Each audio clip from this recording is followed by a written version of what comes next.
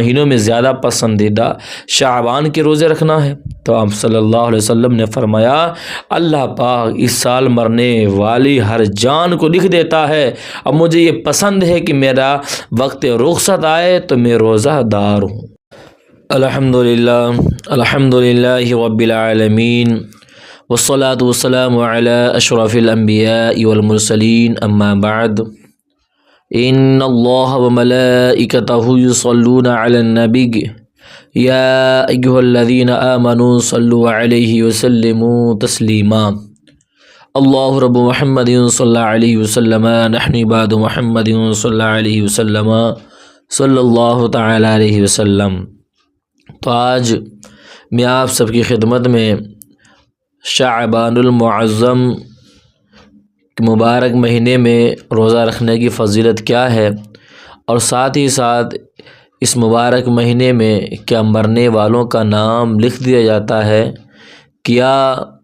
اللہ کی بارگاہ میں ہمارے اعمال کو پیش کیے جاتے ہیں،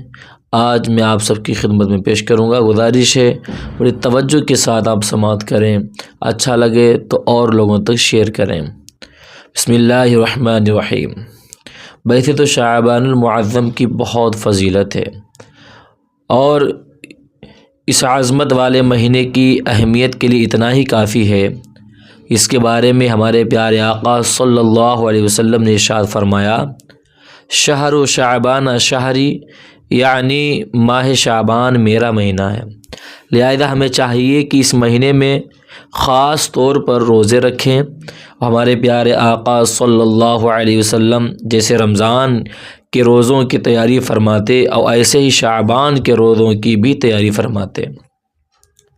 اور آپ صلی اللہ علیہ وسلم نے تعظیم رمضان کے لیے شعبان کے روزوں کو سب سے افضل روزے قرار دیا، جیسا کہ حضرت سیدنا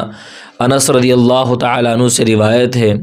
کہ رسول اللہ صلی اللہ تعالیٰ علیہ وسلم سے سب سے افضل روزوں کے بارے میں پوچھا گیا،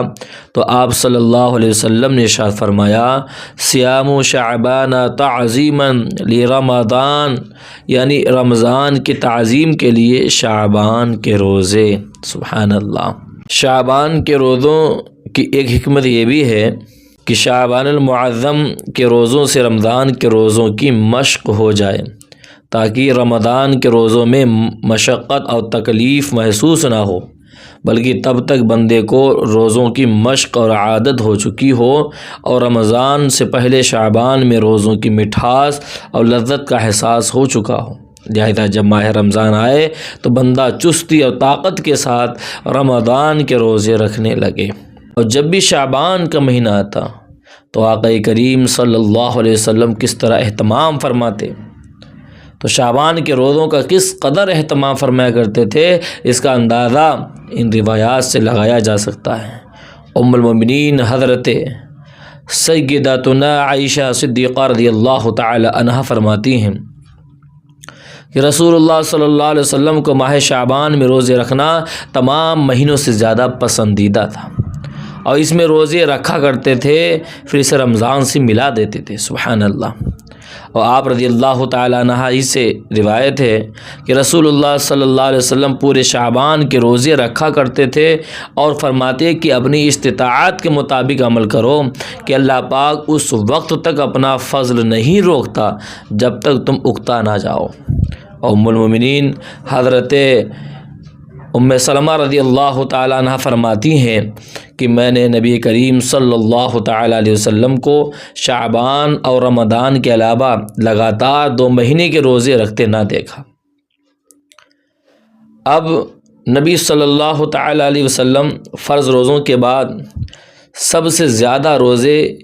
یعنی شعبان میں رکھا کرتے تھے۔ البتہ یاد رکھیے، جن حدیث میں بیان کیا گیا کہ آپ صلی اللہ علیہ وسلم پورے ماہ شعبان کے روزے رکھا کرتے تھے، تو اس سے مراد یہ ہے کہ چند دنوں کے علاوہ اکثر روزے رکھا کرتے تھے،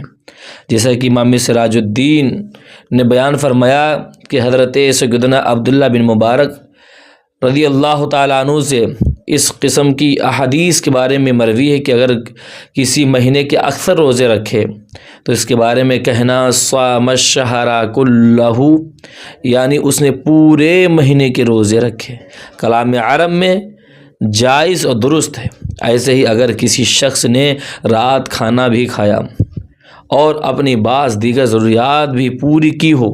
مگر رات کے اکثر حصہ کا قیام کیا ہو تو اس کے بارے میں یہ کہنا کہ قام فلان لیلہ اجمع، یعنی فلاں نے ساری رات قیام کیا، اور کلام عرب میں جائز تھا۔ بہرحال اس طرح کے جملوں سے مراد ہوتا تھا کہ فلاں مہینے کے اکثر روزے رکھے اور رات کے اکثر حصے میں قیام کیا۔ اور بعض روایات میں واضح طور پر بیان کیا گیا کہ پیارے آقا صلی اللہ علیہ وسلم صرف ماہ رمضان کے پورے روزے رکھا کرتے تھے اور شعبان کے اکثر دنوں کا روزہ رکھا کرتے تھے، جیسا کہ ام المومنین حضرت سیدتنا عائشہ صدیقہ رضی اللہ تعالیٰ عنہا فرماتی ہیں کہ میں نے نبی پاک صلی اللہ علیہ وسلم کو شعبان سے زیادہ کسی مہینے میں روزہ رکھتے نہ دیکھا، اور آپ صلی اللہ علیہ وسلم سوائے چند دن کے پورے ہی ماہ کے روزے رکھا کرتے تھے۔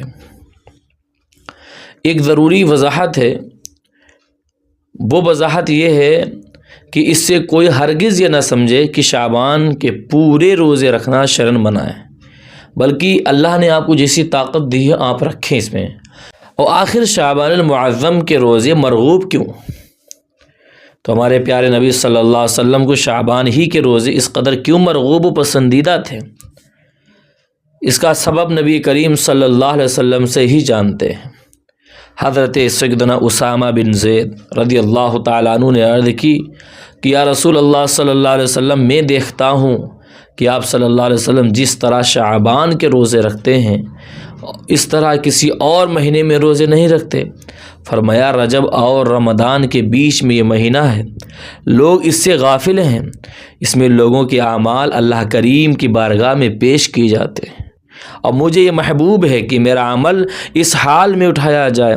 کہ میں روزہ دار ہوں۔ سبحان اللہ، یہ فکر تھی آپ صلی اللہ علیہ وسلم کی۔ اور اس مہینے میں اس سے یہ بھی پتہ چلا کہ ہمارے اعمال اللہ کی بارگاہ میں پیش کیے جاتے ہیں، تو ہمیں کتنا اس مبارک مہینے میں توبہ کرنا چاہیے، روزہ رکھنا چاہیے، اگر ہم نے کسی کا دل دکھایا ہے اس سے معافی مانگنا چاہیے۔ ام المومنین حضرت سیدتنا عائشہ صدیقہ رضی اللہ تعالیٰ عنہا نے عرض کی یا رسول اللہ صلی اللہ علیہ وسلم، کہ آپ کے نزدیک سب مہینوں میں زیادہ پسندیدہ شعبان کے روزے رکھنا ہے؟ تو آپ صلی اللہ علیہ وسلم نے فرمایا اللہ پاک اس سال مرنے والی ہر جان کو لکھ دیتا ہے، اب مجھے یہ پسند ہے کہ میرا وقت رخصت آئے تو میں روزہ دار ہوں۔ اب بتائیں، اس سے یہ بھی پتہ چلا اس حدیث پاک سے کہ پورے سال کے اندر جتنے لوگ مریں گے، مرد ہوں عورت ہوں، ہندوستان والے ہوں یا کسی اور ملک کے ہوں،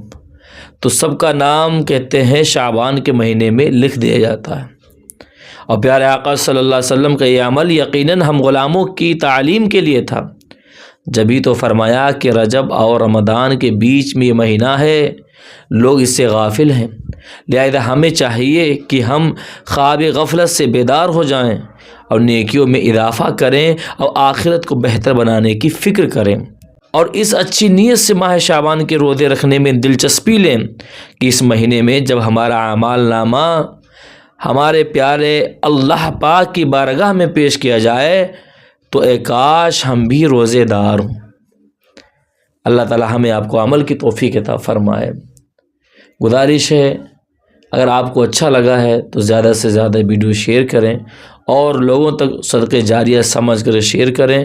اور جن حضرات نے ابھی تک ہمارے YouTube channel Barkati online academy کو سبسکرائب نہیں کیا وہ سبسکرائب کر دیں، مجھے دعاؤں میں یاد رکھیں، اور اس مبارک مہینے میں خوب عبادت کریں، اپنے گناہوں سے توبہ کریں اور قرآن کریم کی تلاوت کریں، درود پاک کا ورد کریں۔ السلام علیکم ورحمۃ اللہ وبرکاتہ۔